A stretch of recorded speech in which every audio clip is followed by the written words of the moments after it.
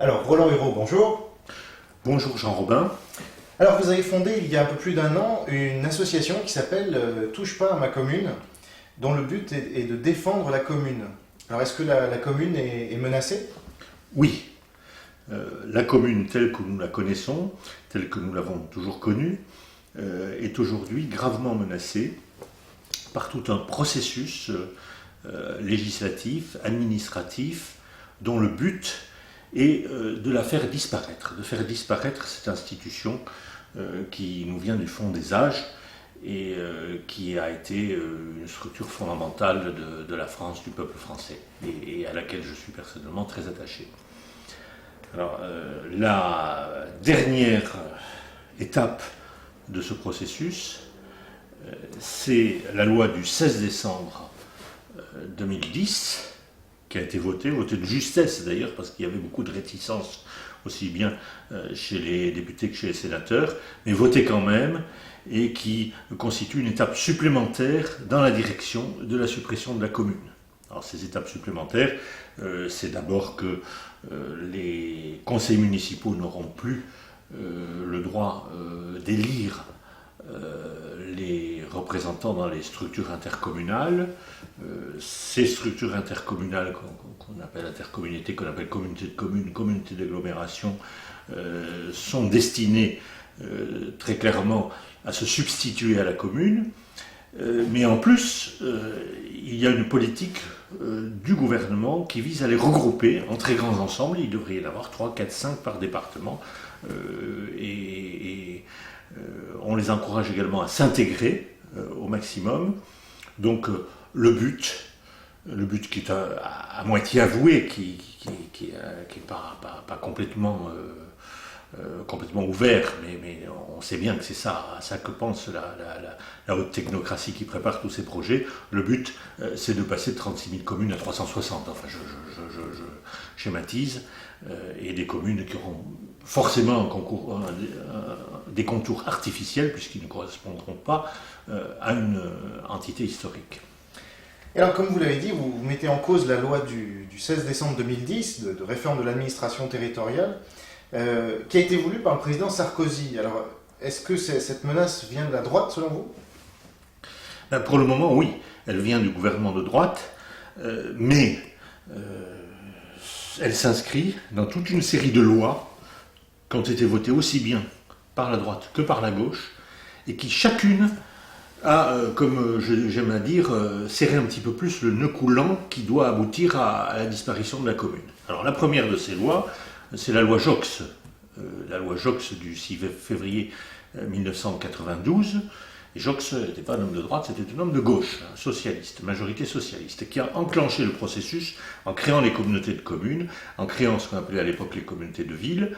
Et ensuite, les dispositions ont été renforcées par la loi Pasqua. Vous voyez, on passe de Joxe à Pasqua 1995. Je vous ai dit Joxe 1992, Pasqua 1995.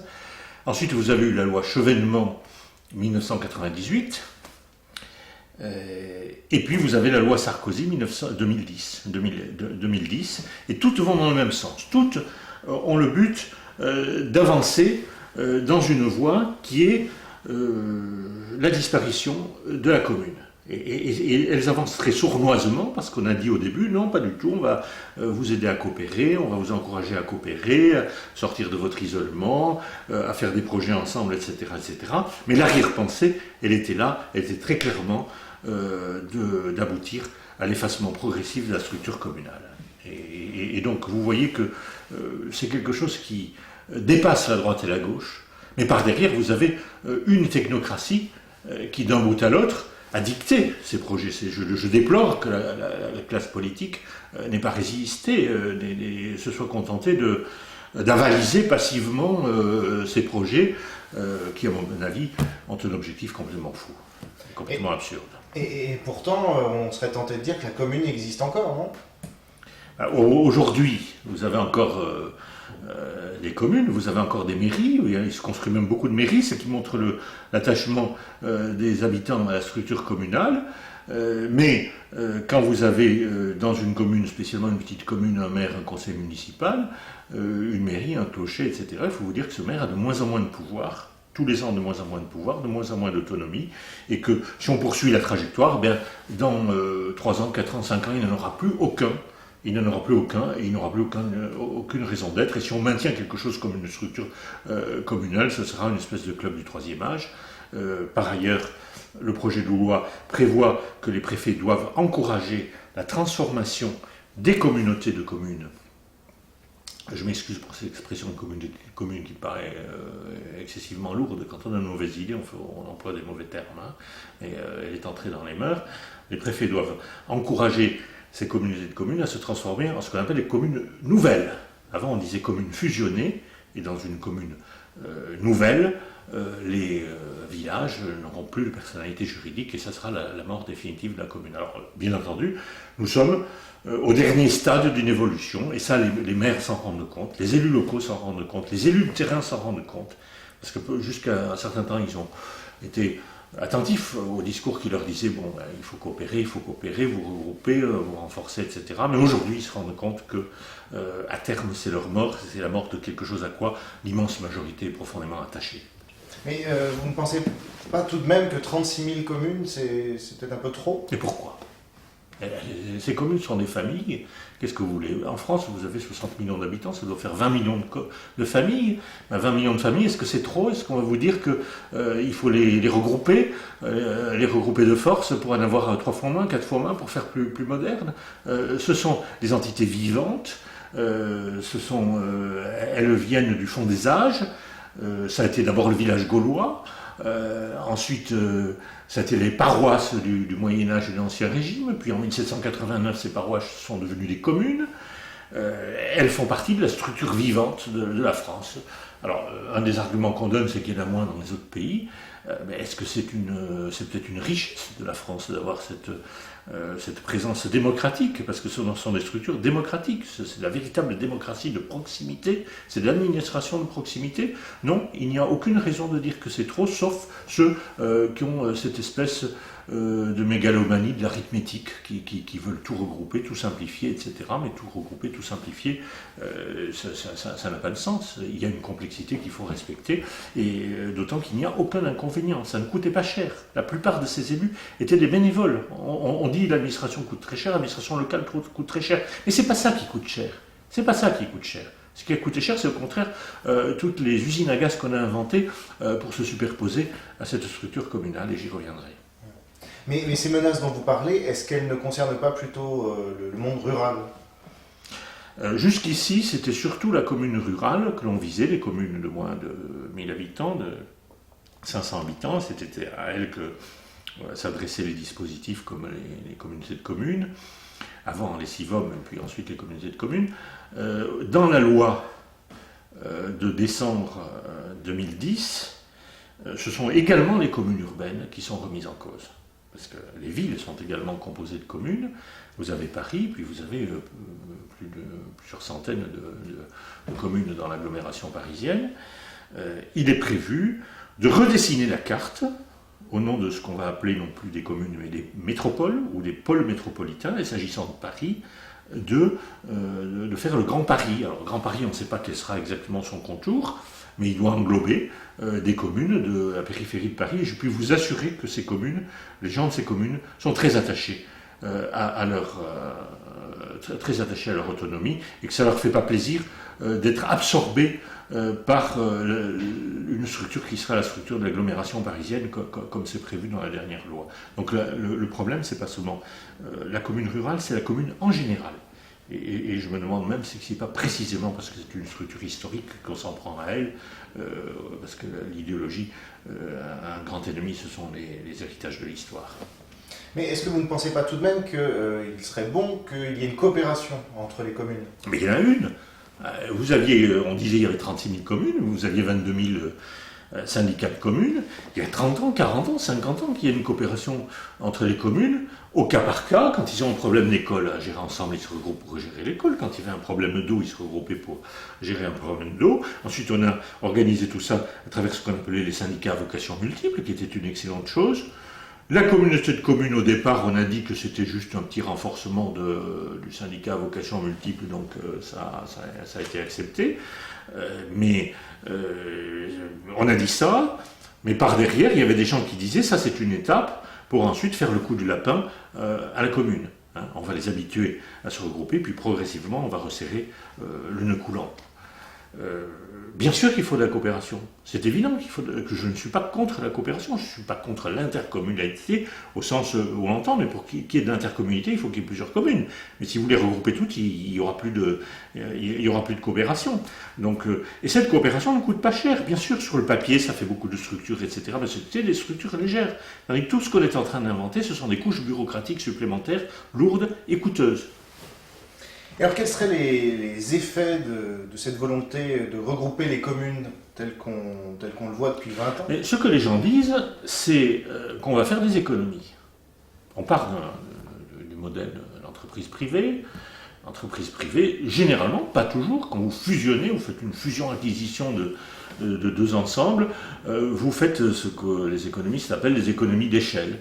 Et puis en matière agricole, par exemple, on est passé effectivement de 5 millions d'exploitations agricoles à 500 000 et peut-être bientôt 50 000. Bon, c'est vrai. Mais derrière, il y avait un progrès technique. Avec là, il n'y a aucun progrès technique. Vous avez au contraire une accumulation de bureaucratie. Et dans la pratique, ce qu'on a observé, c'est qu'au lieu de faire des économies, on a dépensé plus. On a par exemple tout le dispositif qui est parti de la loi Joxe. Vous en faites le bilan au bout de 30 ans, c'est 300 000 fonctionnaires supplémentaires recrutés. Alors, je ne dis pas que certains ne seront pas utiles, certains ne jouent pas un rôle utile, mais en réalité, chaque fois que vous vous trouvez dans une démarche idéologique, vous avez des raisonnements trop simples. Raisonnement trop simple, c'est de dire on va regrouper pour faire des économies. Comme ça, sans approfondir la chose, on a l'effet inverse. Ce qu'un philosophe qui s'appelle Hayek appelle les effets inverses du but recherché, c'est-à-dire qu'on aboutit à des coûts supplémentaires, à un alourdissement des coûts. Et c'est ce qu'on a aujourd'hui, parce qu'il y a un vrai problème de la fiscalité locale qui devient écrasante dans beaucoup de communes, dans beaucoup de régions françaises, et qui pèse sur les habitants, qui pèse surtout sur les habitants les plus pauvres, parce que la taxe d'habitation, tout le monde la paye, y compris ceux qui ne payent pas d'impôt sur le revenu. Et donc, tout ce dispositif a été, contrairement à ce qu'on avait prévu, un moyen de dépenser à tire-larigot. Mais alors, on serait tenté de dire, mais pourquoi cette volonté à tout prix de détruire les communes? Est-ce qu'elles ont fait un mal particulier? Vous posez une question fondamentale, mais la réponse est très mystérieuse. Vous avez deux partenaires essentiels. Vous avez notre haute administration, mais ce n'est pas seulement la haute administration, parce qu'elle vit dans une espèce de milieu très coupé de la base, où vous avez les grands journalistes, vous avez une partie du patronat, et vous avez des gens qui vivent de leurs préjugés, qui ne regardent jamais les choses de près. Et leurs préjugés, c'est des préjugés un petit peu stupides, de consiste à dire, bon, tout ça c'est du gaspillage, tout ça c'est archaïque, 36 000 communes comme vous le disiez, ben c'est trop, on vous simplifie tout ça et ça marchera mieux. Mais c'est faux. C'est faux parce qu'on touche à des réalités humaines fondamentales qu'on ne peut pas simplifier de cette manière-là. Donc l'idée de concentration systématique qui vient du secteur privé, c'est une idée qui a pénétré la haute administration. Alors on veut fusionner la police et la gendarmerie, on a fusionné l'ANPE et les ACEDIC pour créer le pôle emploi. Et le pôle emploi, vous le savez bien que c'est le foutoir, ça devait être plus efficace et ça l'est beaucoup moins et beaucoup plus coûteux. Le renseignement le renseignement, on a cassé des structures qui marchaient. Si vous voulez, la démarche idéologique, ça consiste toujours à casser des choses qui marchent et à ne pas résoudre, et ne pas s'attaquer aux vrais problèmes.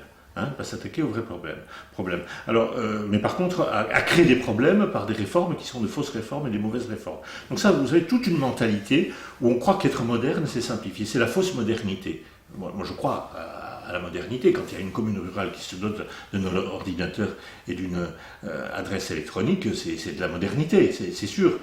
Quand vous avez tous les maires qui ont un téléphone portable, c'est de la modernité. Quand vous avez toutes entreprises qui achètent des machines modernes et plus rentables, c'est de la modernité. Mais là, on est dans la fausse modernité. La fausse idée de la modernité, c'est un petit peu comme à l'Union soviétique. Autrefois, on a cru que quand on supprimait les exploitations individuelles et qu'on les remplaçait par des kolkhozes géants ou des sovkhozes encore plus géants, on faisait moderne. C'est ce qu'a cru Staline, ce qu'ont cru beaucoup de pays dans le monde qui ont imité ce modèle. Ils se sont aperçus qu'ils se sont plantés, qu'en réalité, au lieu d'être modernes, ils ont reculé de presque un siècle, et que par contre, les pays qui avaient gardé l'exploitation familiale, et même si le nombre de ces exploitations familiales a diminué, étaient des pays plus efficaces sur le plan agricole. Il ne faut pas simplifier, le progrès existe, mais si vous avez des idées toutes faites, stupides, trop sommaires, trop simples dessus, vous faites des bêtises. Vous faites des bêtises contre-productives. Bon, j'ajoute que vous avez la mentalité de cette haute technocratie qui a décidé une fois pour toutes que 36 000 communes c'était trop. Et vous avez aussi des gens qui ont des intérêts quand même dans cette affaire-là. Vous avez dans chaque département quelques milliers d'élus, puisque vous avez 500 000 conseillers municipaux, donc en France ça fait 5 000 à peu près par département, mais vous avez 3 ou 4 grands élus qui sont en général députés, sénateurs, qui cumulent, et de droite et de gauche, qui cumulent la présidence du conseil général, du conseil régional, etc., et qui, grâce à ce mécanisme, ont accru leur contrôle des élus de terrain. C'est pour ça que je vous dis que ces élus de terrain ont perdu de plus en plus de pouvoir, mais pas au bénéfice du préfet, au bénéfice des très grands élus. Et certains de ces très grands élus, une espèce de vertige du pouvoir, plus ils concentrent, mieux ça vaut. Alors, cette loi a été votée par la droite, il y a des élus de gauche, je ne citerai pas de nom, qui ont fait semblant de râler, mais qui au fond étaient très contents, parce qu'ils savaient que ça poursuivait les réformes qui avaient été entamées par la gauche, mais ils savaient aussi que dans leur département, ça va renforcer leur pouvoir. Donc vous avez d'un côté cette mentalité idéologique, et vous avez de l'autre côté des intérêts précis, et des intérêts précis qui vont malheureusement dans le sens contraire de la démocratie. Parce que je vous ai dit qu'un des effets pervers de cette mécanique, c'était beaucoup de gaspillage. Un autre effet pervers de cette mécanique, c'est le recul de la démocratie. Parce que ces petites entités, c'était des écoles de démocratie au niveau du terrain. Un village de 200 habitants où on élit son maire, où on peut aller assister aux discussions du conseil municipal, où le conseil municipal a un pouvoir effectif, ce qui est de moins en moins le cas. Mais c'est une école de démocratie, y compris pour les enfants, qu'on peut amener. Et d'ailleurs, cette France de terrain, c'est une France extrêmement démocratique, qui est généralement moins vulnérable que d'autres aux tentations des extrêmes. Et puis, c'est une France enracinée, c'est une France où les gens ont des repères, où les gens ont du bon sens, souvent. C'est pour ça, d'ailleurs, qu'ils ne dépensaient pas trop. Et vous avez un recul de la démocratie, parce que ces grosses structures qui ne correspondent pas à une entité historique, il n'y aura pas de vraie vie démocratique. Vous aurez des fonctionnaires qui vont préparer des projets, ces projets vont être avalisés par les assemblées où les gens ne se connaissent pas, peut-être en fonction de critères purement politiques. Donc il faut s'attendre à un recul de la démocratie. Je crois, comme le philosophe Pierre Manin par exemple, je crois profondément que... tiens, vous avez un chat, c'est un animal fort sympathique. Je crois que la démocratie doit être, pour fonctionner, dans une communauté vivante. Ça peut être la nation, mais ça peut être aussi la commune. Et pourquoi pas le département, même si le département ne date que de la Révolution française et n'est pas aussi ancien que la commune ou que le pays. Et alors justement, est-ce que selon vous, le département est menacé, ou le canton aussi, on pourrait dire ? Ah oui, tout à fait. La dernière loi veut expressément supprimer l'échelon départemental, on se demande pourquoi. On a commencé en changeant les plaques d'immatriculation, font disparaître le numéro. Ça n'a que des inconvénients pratiques, parce que les numéros, les gens les connaissaient, et puis quand ils voyaient un chauffard quelque part, ils pouvaient repérer le numéro. Maintenant, ils ne repèrent rien du tout. Donc ça n'est pas du tout rationnel, c'est purement idéologique. C'est pour faire disparaître le département. On veut faire disparaître le conseil général. Bon, il paraît que ça coûte cher, mais je suis persuadé que ce qu'on va mettre à la place va coûter encore plus cher. Je suis prêt à vous en faire la démonstration, ce qu'on appelle le conseil territorial. Et puis surtout le canton. Le canton, C'est une entité historique très ancienne. Bon, elle date, tel qu'il est, il date de la Révolution française, mais il correspondait à une réalité bien antérieure. Vous aviez un marché agricole par canton, si vous voulez, depuis le Moyen-Âge. Petit marché agricole ou grand. Et vous aviez un conseiller général qui était élu dans le canton. Vous aviez les deux structures régaliennes les plus anciennes de la France, qui datent de Philippe le Bel, la gendarmerie et les impôts. Pas forcément sympathique pour tout le monde, mais enfin, l'État c'est ça, qui était au niveau du canton. Et là, il n'y aura plus de circonscription pour élire un conseiller général, puisqu'on va regrouper plusieurs cantons. Les cantons étaient les sièges des communautés de communes dans 90% des cas. Ça ne le sera plus, on va les regrouper 5 ou 6 ou 10 ou 20 cantons. On va même faire des communautés d'agglomération qui iront en race campagne, je me demande pourquoi. Et donc le canton va disparaître en tant qu'entité politique. Et s'il disparaît en tant qu'entité politique, je pense que la brigade de gendarmerie n'en a plus pour longtemps, que le service des impôts n'en a plus pour longtemps, peut-être la poste et le collège, qui sont également les spécificités du canton. Et je le déplore parce que je suis persuadé, au vu de tout ce qui s'est passé depuis 30 ans, qu'on va déshabiller le monde rural, déshabiller le territoire français, et on ne fera pas d'économie. On ne fera pas d'économie parce qu'on rajoutera, on fera des couches bureaucratiques supplémentaires, moins d'efficacité, moins de démocratie, moins d'efficacité. Mais est-ce que vous ne menez pas un combat d'arrière-garde malgré tout? Vous savez, non. Non. Vous savez, ceux qui étaient partisans de la propriété privée, je reprends cet exemple de l'Union soviétique, mais on pourra en prendre d'autres, d'autant que mon combat, je sais qu'il y a beaucoup de sympathisants du Parti communiste qui se sont exprimés de la même manière que moi. Donc, enfin, je reprends cet exemple quand même, c'est un exemple historique significatif.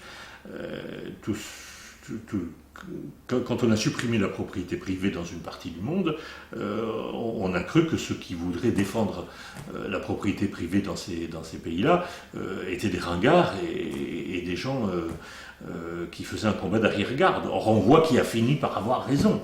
L'idéologie face à des structures fondamentales issues de l'histoire, elle finit toujours par se casser le nez. Et là, on a affaire à une entreprise idéologique, c'est-à-dire qu'elle est fondée sur des idées et non pas sur des réalités. Je pense, par exemple, quand le général de Gaulle parlait de la Russie, on disait, mais qu'est-ce que c'est ce vieux ringard? Il n'a toujours pas compris que c'est plus la Russie, que c'est l'Union soviétique. Et qu'est-ce qui se passe aujourd'hui? Non seulement vous avez la Russie qui est restaurée, réhabilitée, mais vous avez même Leningrad qui s'appelle à nouveau Saint-Pétersbourg, qui l'eût cru. Alors là, c'est pareil. Je suis persuadé que dans ce combat entre une technocratie enragée de simplification, de fausse rationalisation d'un côté, qui nous gouverne depuis 30 ans, 40 ans, au travers d'élus passifs ou complices, et de notre côté, une structure qui a 2000 ans d'âge, peut-être 2500 ans d'âge, je suis sûr que ce sont les communes qui vont gagner, qui vont finir par gagner. C'est pour ça que je n'ai pas du tout l'impression de me battre contre des moulins à vent. Oui, alors justement, dans le prolongement de ce combat, vous avez décidé d'être candidat au sénatorial. Est-ce que vous pouvez nous en dire un mot? Eh bien, les grands combats, ils doivent s'exprimer sur le champ électoral. Il y a des élections sénatoriales au mois de septembre prochain dans la moitié des départements français. J'ai souhaité, avec un certain nombre d'amis qui seront présents dans d'autres départements, mener ce combat de l'association Touche pas à ma commune. Alors on ne va pas partir avec le flambeau de la gauche, ni avec le flambeau de la droite, on va partir avec l'idée de défendre la commune. Et comme c'est un scrutin, alors c'est tantôt un scrutin de liste, mais quand c'est un scrutin uninominal qui a 3 sénateurs par exemple, les grands électeurs, qui sont les maires des communes, mais quelquefois des conseillers municipaux, ont plusieurs voix à leur disposition. Je vais leur dire, écoutez, si vous êtes de gauche, vous votez, vous mettez un bulletin pour la gauche, mais vous mettez aussi un bulletin pour sauver votre commune, parce que cette commune, je sais que vous y êtes profondément attachés, et croyez à ma détermination pour la défendre. Alors ce sera où? Vous serez candidat dans quel? Moi, j'ai été candidat dans le département du Lot, où j'ai déjà eu des activités, où j'ai été élu local, et qui est un département rural typique, typique et très beau, mais qui a de très très beaux villages, qui s'appellent Saint-Cirque-la-Popie, qui s'appelle Cavignac, qui s'appelle Rocamadour, bien entendu. Ils ont des pierres, ils ont des habitants, mais le fait qu'ils aient une personnalité juridique fait partie de leur âme, si vous voulez. Alors je ne les imagine pas comme membres d'une agglomération étendue. D'abord, ils ne sont pas d'agglomération, c'est un non-sens de vouloir les mettre dans une agglomération comme certains l'ont envisagé. Et en plus, je crois que pour que ces villages aient une âme, il faut que non seulement ils soient... ils aient un bâti attrayant comme ils ont, mais il faut qu'ils soient peuplés, il faut également qu'ils aient une personnalité, qu'ils soient un lieu de décision avec un maire qui ait des pouvoirs, un conseil municipal qui ait des pouvoirs et des habitants qui puissent s'exprimer au travers de leurs élus ou en dehors. Voilà. Et alors, dernière question, quelles sont vos chances? Très grandes, parce que je crois que là, nous sommes à un moment critique. Quelqu'un qui s'y connaît, qui est Jean-Pierre Raffarin, qui n'est pas seulement ancien Premier ministre, mais qui est maire de Chasseneuil en Poitou, a dit récemment que pour ces élections, il s'attendait à une bronca de la ruralité, excédée par ce processus sournois de destruction qu'on lui impose, qu'on lui inflige, loi après loi, depuis 20 ans. Cette bronca, nous voudrions lui donner l'occasion de s'exprimer à travers cette élection. Très bien. Merci. Roland Hérault, merci.